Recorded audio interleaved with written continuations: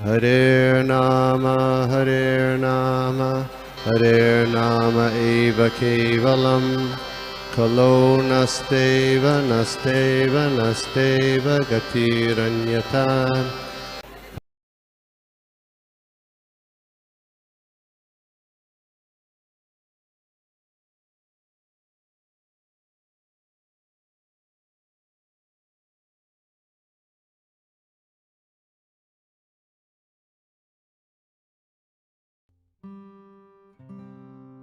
वेदिष्ट सर्वे यहाँ वेद्यो वेदांत कृत वेद विधि वचन। हरे कृष्णा। तो हम लोग देख रहे हैं नारद भक्ति सूत्र श्लोका नंबर 11। तो हम लोगों ने पढ़ा था कुछ सेशन, तो कुछ सेक्शन पढ़ा था हम लोगों ने, तो उसमें से हम लोग कंटिन्यू करते हैं। 1 मिनट में बस खाली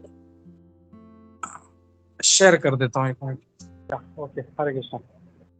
तो हम लोग देख रहे हैं नारद भक्ति सूत्र नंबर 11। तो इसमें प्रभुपाद जी आगे कह रहे हैं कि व्यक्ति को शुद्ध जो भक्ति है उसमें स्थित होना पड़ेगा,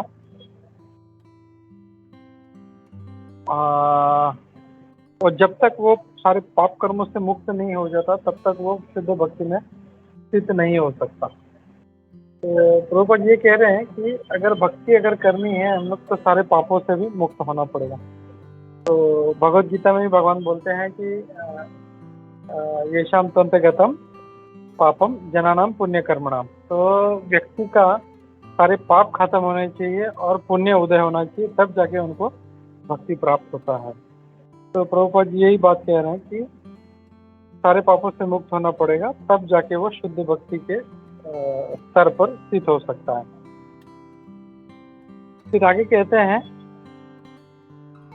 और ये पापों से अगर मुक्त होना है, उनको अगर काटना है, तो वेदों में हमें कुछ नियत कर्म दिए गए हैं, और जो लोग ऐसे निचले स्तर पे हैं वो लोग ऐसे कर्म करके पाप से मुक्त हो सकते हैं और धीरे धीरे भक्ति में स्थित हो सकते हैं।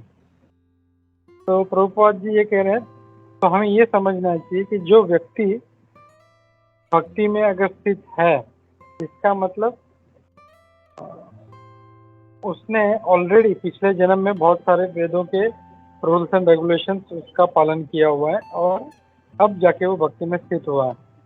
दूसरे शब्दों में कहा जाए तो भक्ति में पहुंचकर उसे दूसरा कोई भी प्रायश्चित नहीं करना पड़ता जो वेदों में दिया गया, वो ऑलरेडी वो पाप मुक्त है, तब जाके वो भक्ति में स्थित हुआ है। तो मेन चीज हम लोग को इसमें से हम लोग आज ये सीखना है कि आज के तात्पर्य से कि अगर भक्ति करनी है तो हम लोग को पाप से मुक्त होना है, और पाप से जब मुक्त होंगे हम लोग, तब जाके हम लोग भगवान कृष्ण से भक्ति, शुद्ध भक्ति कर पाएंगे हम लोग। हरे कृष्ण। तो यहाँ पे ये सूत्र खत्म होता है, तो हम लोग दूसरा सूत्र चालू करने के पहले अगर किसी का कोई कमेंट है, कोई क्वेश्चन है, तो हम लोग लेते हैं। हरे कृष्णा।